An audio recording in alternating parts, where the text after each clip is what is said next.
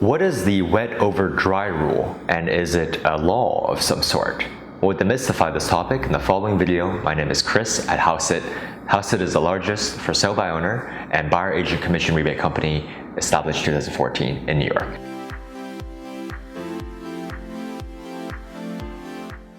The wet over dry rule is a rule commonly seen in co-op and condo buildings alteration agreements, which prohibits an owner from moving wet spaces, i.e. spaces with plumbing such as a kitchen or bathroom, over dry spaces below, such as a living room or dining room, when they are doing renovations. So is the wet over dry rule some sort of law or a NYC Department of Buildings code? No, the wet over dry rule is not a law or any sort of building code, but it is almost universally seen in all alteration agreements and or house rules for condos and co-ops across the city. However, this does mean that if your building does allow wet over dry, or they are able to make an exception of some sort, then you are perfectly allowed, it is perfectly legal to move a wet space over a dry space. So why do buildings enforce this wet over dry rule, especially as it might cause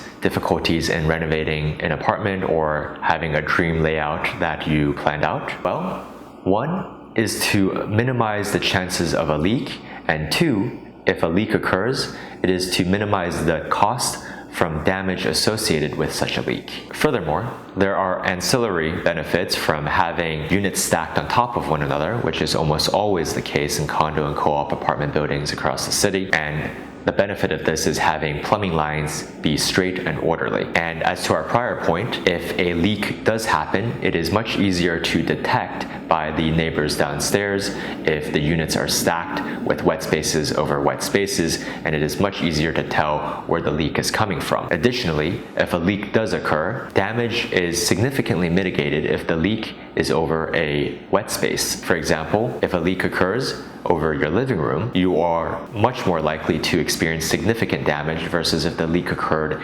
in your bathroom, which presumably has tiled floors and drainage areas. Essentially, wet areas are inherently much more water resistant and less damage will occur. So, can I get approved for an exception before I purchase a co-op apartment? No. Co-op boards will generally never pre-approve renovation plans, let alone an exception for the wet over dry rule in advance of you becoming an owner and actually completing your purchase.